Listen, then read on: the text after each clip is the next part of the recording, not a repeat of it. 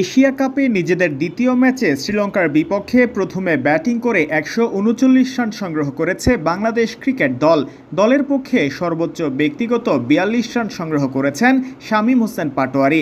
এছাড়া জাকের আলী করেছেন ৪১ রান। টসে হেরে প্রথমে ব্যাটিং করতে নেমে ০ রানেই দুই ওপেনার ইমন ও তানজিদ হাসান তামিমকে হারিয়ে ফেলে বাংলাদেশ। এরপর লিটন কুমার দাস দলের হাল ধরার চেষ্টা করলেও তাকে সঙ্গ দিতে পারেননি তাওহিদ হৃদয় ও মাহিদী হাসান।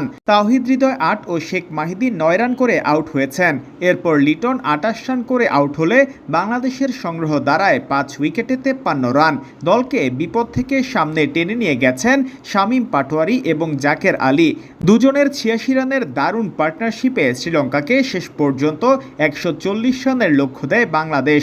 শ্রীলঙ্কার বোলারদের মধ্যে হাসারাঙ্গা ২টি, থুসারা ও চামিরা ১টি করে উইকেট নিয়েছেন।